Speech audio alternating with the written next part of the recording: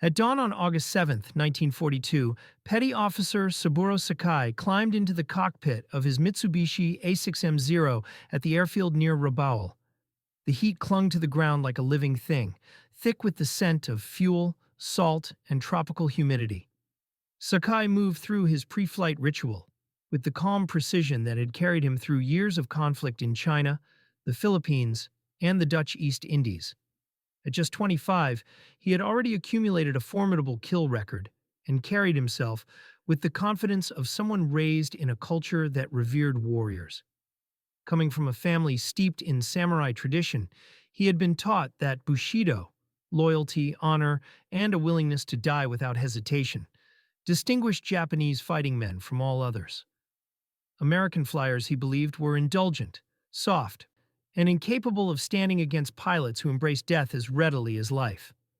That morning, those assumptions would begin to fracture. Word had arrived that American forces were attempting a bold amphibious landing on an island called Guadalcanal, the first major U.S. offensive of the war. Sakai and the pilots of the Tainan Air Group were ordered to intercept the invasion force and support Japanese bombers attacking the American fleet. Although Sakai had fought U.S. Army pilots before, this would be his first encounter with U.S. Navy aviators, the men supposedly representing the most highly trained segment of American aviation. His squadron commander, Lieutenant Junichi Sasai, gathered the pilots as they prepared to take off. With the sun casting long shadows across the airfield, Sasai warned them these would not be the same American pilots they had previously brushed aside. They are regular Navy flyers, he reminded them. Do not underestimate them. Even so, most in the formation doubted the Americans posed any real threat. What unfolded over the following hours and across the next 3 years forced Japanese aviators to completely reevaluate their understanding of their enemy. Japanese attitudes toward the United States did not arise spontaneously. For decades, national propaganda, cultural pride, and military doctrine had fused into a worldview centered on the concept of Yamato Damashi, the Japanese spirit. This idea, part myth, part national philosophy, insisted that Japanese soldiers, endowed with a divine heritage descending from the sun goddess Amaterasu, possessed a spiritual strength unmatched by Westerners. According to this belief, courage, discipline, and purity of purpose could overcome any material disadvantage. The modern imperial military, though technologically advanced, intentionally grafted samurai values onto a conscript army. Soldiers were taught that surrender was dishonorable, that death in battle was noble, and that true warriors prevailed through willpower rather than machinery. The surprising Japanese victory over Russia in 1905 reinforced this mentality. Japan had defeated a larger European empire, seemingly proving that spirit outweighed industrial strength. By the 1930s and 1940s, these lessons hardened into certainty. Americans were commonly depicted as consumers, businessmen, and pleasure seekers with little appetite for hardship. Military theorists even argued that Americans were physically unsuited to flying, too soft, too comfort-loving, too individualistic. Meanwhile, Japanese pilot training produced some of the most elite aviators in the world. Selection was brutally competitive. Recruits endured beatings meant to harden their bodies and forge their obedience. Many passed out during training, only to be revived and struck again. After 2 to 3 years of intensive instruction, pilots arrived in combat with 600–700 hours of flight time, more than many Allied aviators accumulated in their entire wartime careers. Given this background, early victories against the Philippines, Malaya, and the Dutch East Indies seemed to confirm everything Japanese pilots believed. By the summer of 1942, many expected an unbroken string of triumphs. Instead, they encountered something entirely unexpected. Lieutenant Commander Tadashi Nakajima, one of Japan's most experienced fighter leaders, was among the first to realize that the Americans were adapting. Over Guadalcanal, he attempted to shoot down a seemingly isolated American Wildcat. Normally, this would have been trivial. But just as he lined up his shot, another Wildcat swept in from the flank, forcing him to break off. Every time he tried to re-engage, the second American fighter maneuvered to protect its partner. Japanese pilots were bewildered. They had stumbled into a new defensive tactic that U.S. Navy Lieutenant Commander John Thatch had invented before ever seeing a Zero firsthand. Using matchsticks on his dining table, Thatch had developed a coordinated maneuver, later known as the Thatch Weave, in which two slower American fighters could protect each other and create crossing opportunities against the more agile Japanese planes. This was precisely the kind of teamwork Japanese aviation culture discouraged. Japanese pilots, like samurai, sought individual glory, ace status, personal kill counts, honor won through solo combat. The Americans, by contrast, emphasized protecting one's wingman above all else. Team survival mattered more than individual prestige.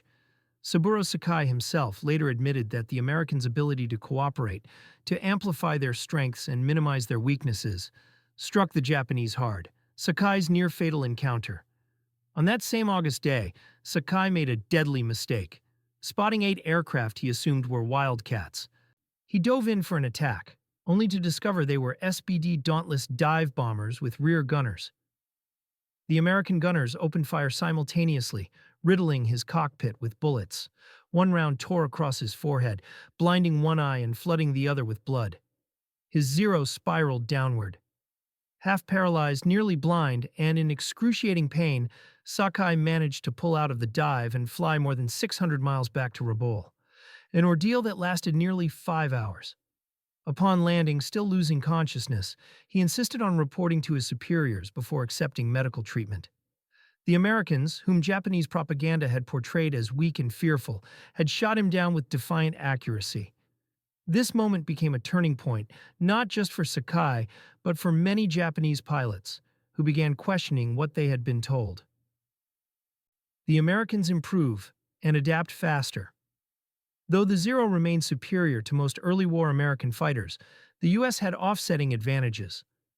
Wildcats were rugged with armor and self-sealing fuel tanks that allowed them to survive damage that would instantly destroy a Zero. American pilots increasingly learned to avoid turning dogfights and instead relied on diving attacks, teamwork, and altitude advantage.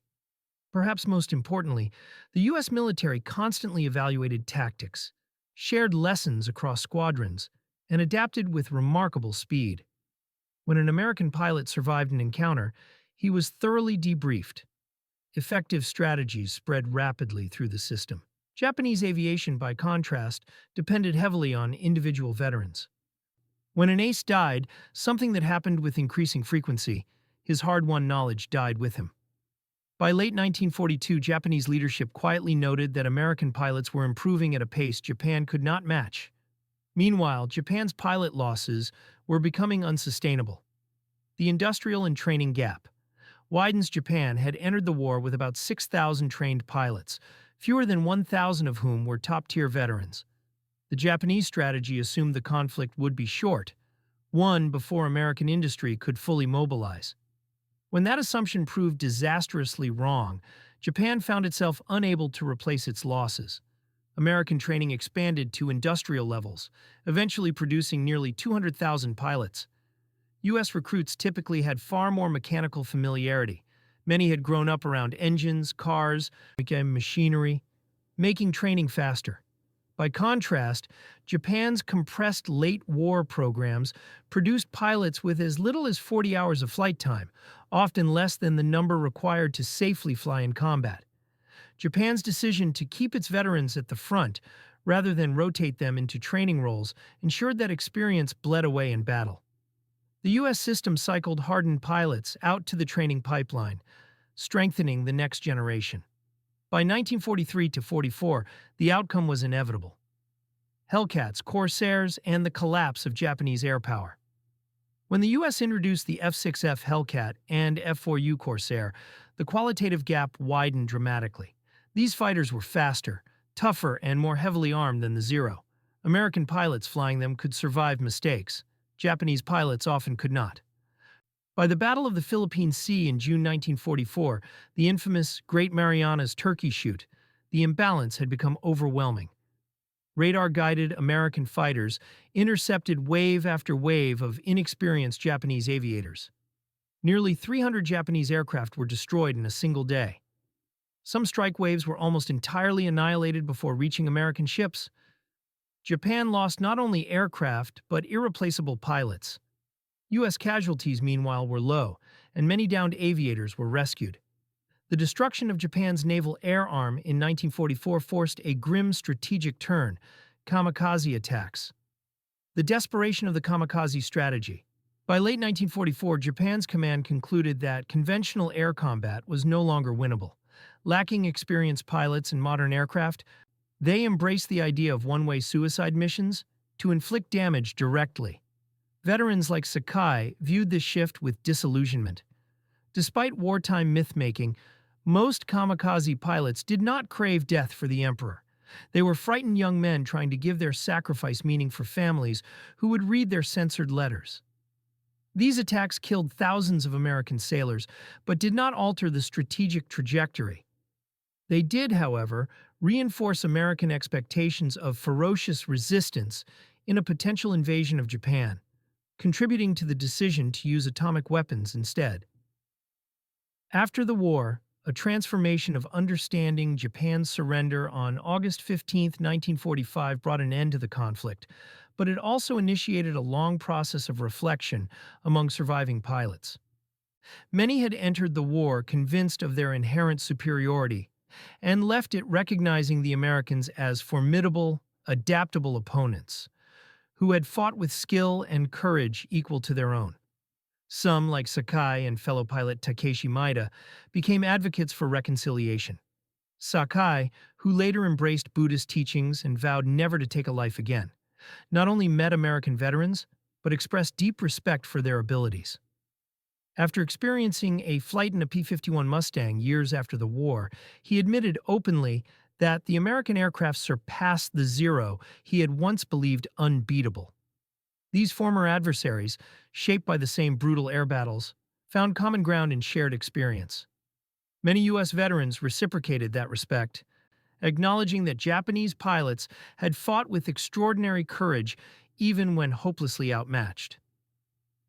The legacy: myths destroyed, respect earned. The Japanese perception of American pilots underwent one of the most dramatic reversals in modern military history. Propaganda that once painted Americans as weak and decadent collapsed under the realities of combat. Japanese aviators learned, slowly, painfully, that their enemy possessed exceptional adaptability and teamwork, a resilient training system built for long war aircraft that steadily improved in industrial capacity far beyond Japan's. And above all, a willingness to fight with unyielding determination. These revelations did not come easily. Japan lost roughly 40,000 aviators during the war, many in the final months when poorly trained newcomers faced overwhelming odds. Yet from this devastation emerged a powerful lesson that veterans on both sides carried into peacetime.